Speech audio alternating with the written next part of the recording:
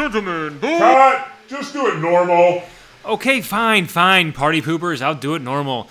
Ladies and gentlemen, speed enthusiasts and adrenaline junkies, hold on to your seats because we are plunging into round 1, group 7 of the Fast and the Furious Rally Tournament. Trust me, you won't want to touch that skip button because mid-video, we've got a surprise twist that'll leave your engines roaring for more. Starting strong, we have Scoupe sliding into the scene in a sleek Nissan Silvia S14, a ride as smooth as the day's first coffee. Let's see if he has what it takes to brew up a storm on the track. Next up, we've got the ever unpredictable Cousin Ricky. The name might sound homey, but when he's behind the wheel of that Corvette Grand Sport Roadster, expect nothing short of wild. Predictable? That word ain't even in Ricky's vocabulary, unless we're predicting chaos, that is. And lining up next, we have Chicken George in the driver's seat of a cutting-edge 2017 Acura NSX. While the name might conjure playful imagery, when George hits the accelerator, it's clear he's not here to merely ruffle feathers. Expect high-flying performance that aims to lead the pack. Last in our grid, but certainly not least, we have Sneaky Bob revving up in a Lykan Hypersport. Now, some of you might remember that iconic Lykan in the movie sporting a fiery red paint job. Bob seems to have had a Pepsi overload, or perhaps just a personal twist on a classic. Regardless, we're fizzing with anticipation. Now we head to the start line as we are fully geared up for round 1, group 7 of the Fast and the Furious tournament. We've got Scoupe in lane 1, Cousin Ricky in lane 2, that fast lane. Will he take advantage of this? Will he stay in his car, folks? That is a convertible. He is out here racing in a convertible. It looks like Sneaky Bob stutter steps a little bit, doesn't make it up that hill, and Cousin Ricky walks away with race 1, followed by Scoupe getting an enormous amount of air on that finish line jump. There you see Uncle Bob, Cousin Ricky, what? Who's all these relatives? Sneaky Bob overjumps a little bit, stumbles, almost doesn't make it up the hill there. Wait, he doesn't make it up the hill. Holy cannoli, he didn't make it up that hill. Is Sneaky Bob Italian? Does he like cannolis? Why did I say holy cannoli? Congratulations to Cousin Ricky for taking 4 points in race 1. Again, folks, our scoring system here is 4 points for first, 3 for second. Wow, look at that distance in that jump. That has to be some sort of record. 2 points for third and 1 point for fourth as we see Chicken George come across the finish line there. Sneaky Bob, not a good start for that Lykan Hypersport. And maybe it was just a little bit of bad karma for Sneaky Bob because, he did paint his car and you were supposed to enter stock paint jobs in this tournament. But nonetheless, we love Sneaky Bob. We're actually collaborating with Sneaky Bob and some other tracks on an upcoming NASCAR Super Truck Tournament that we are super excited about. Look out for an announcement on that. We actually have a new track in the works. Those Super Trucks will not be racing on this track. You should see videos from us in that tournament become October or so. All right, race 2. Let's watch that replay here. I got a little bit off track. As they head into the 360s, it looks like Cousin Ricky is out front, but Scoupe taking full advantage of lane 2. Cousin Ricky right behind him here, maybe 3 or 4 car lengths. He wants to close that gap. He tries to, but Scoupe cuts him off right at the finish line. Sorry, I burped. I'm going to leave that in there. Scoupe closes the door and takes first place in race 2. We'll watch that from the finish line cam here to see how close that is. Scoupe goes out, Cousin Ricky goes in, and Scoupe wins by about 4/7 of a car. All right, tied for first place. We have Scoupe and Cousin Ricky tied for first place. Chicken George close behind, and Bob in that Lykan Hypersport bringing up the rear. He has to capitalize on lane 2 position here. They're out of there. We have Chicken George in lane 1. Bob, if you're going to win this race, you got to pick it up. Looks like Scoupe's ahead of you. How will they come across the finish line? Sneaky Bob out in front in the Lykan Hypersport. Scoupe spinning around as they cross the finish line in that Nissan drift car. Is that a drift car or is it a rally car? I'm not even sure, but those Nissans do drift well. All right, up into the 360. It looks like Bob has the lead here, and he is in the lead, in fact, in lane 2, and he will take it.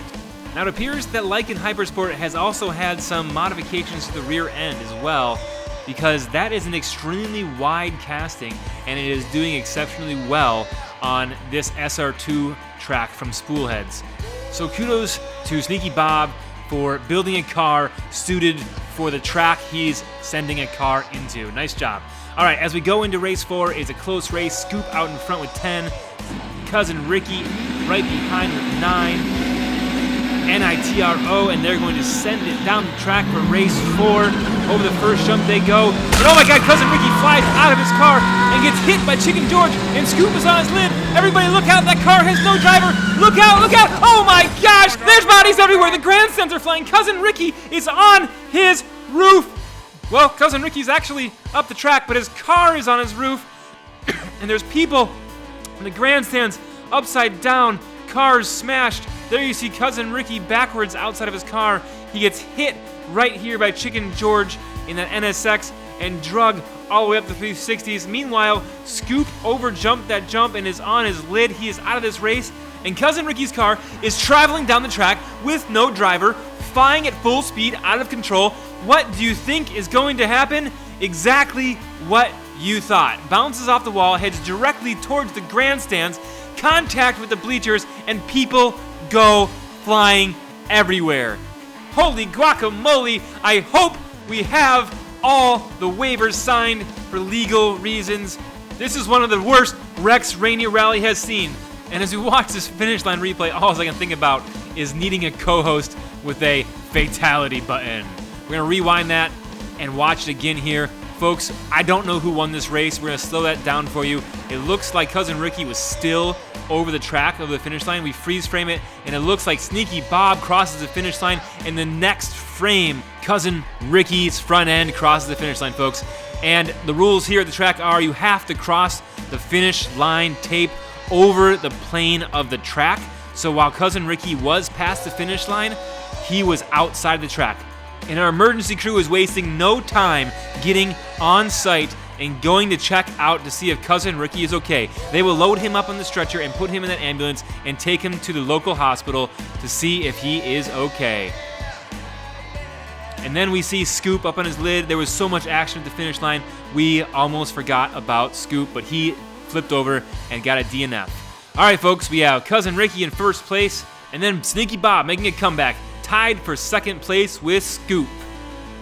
We head to the line for race 5.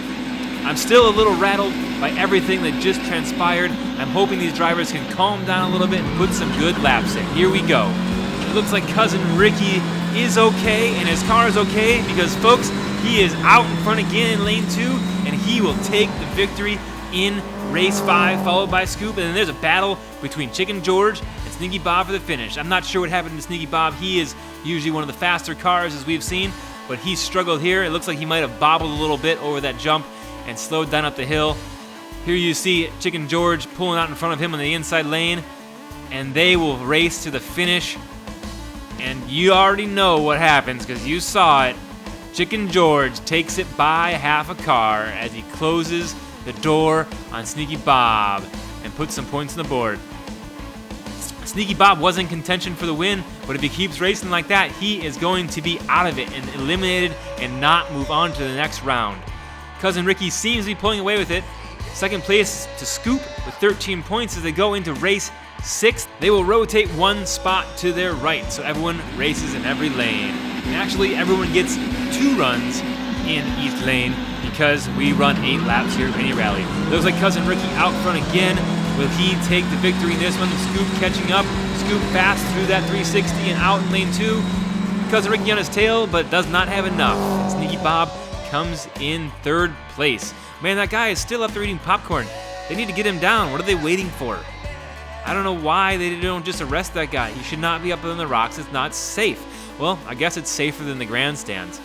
We do need to get the track crew on building some barriers, some safety barriers to protect our crowd, and also the pits. People in the pits are in danger as well. People at Rainier Brewing, they're probably fine, they're probably drunk, and can't feel anything anyways. There you see Scoupe taking the victory, followed closely behind Cousin Ricky, Sneaky Bob, and Chicken George. And wow, it appears that Scoupe and Cousin Ricky are pulling away with this one, and Sneaky Bob and Chicken George might be out of it. Let's see what happens here in race 7. They're out of there. Sneaky Bob in the fast lane. Will he be able to capitalize on that position? He certainly needs it.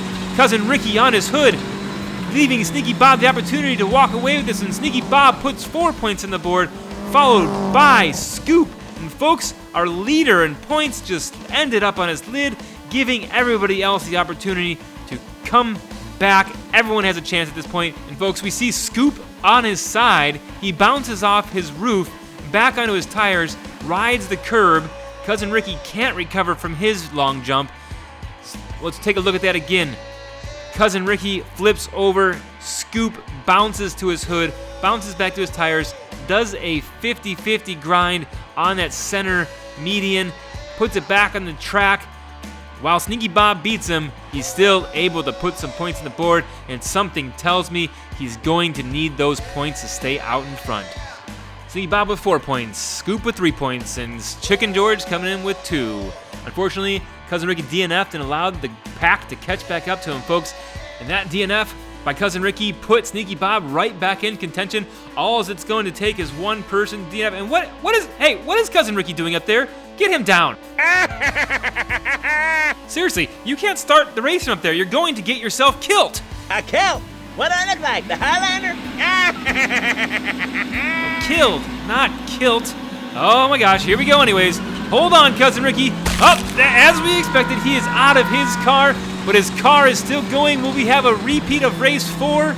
It appears Cousin Ricky is out front, but Sneaky Bob takes the victory. And folks, I believe Sneaky Bob needed all 4 of those points to move on. Before we show you the scorecard, we will watch that replay from the finish line here. It does look like Cousin Ricky's car is slightly out of control, but he does keep it on the track.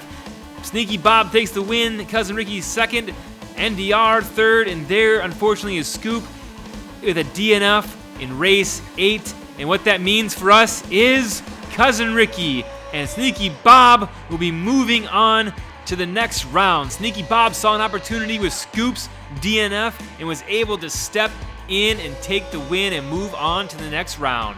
Folks, this has been Fast and the Furious Round 1, Group 7. Until next time, stay tuned, stay passionate, and get ready for more incredible moments on the track.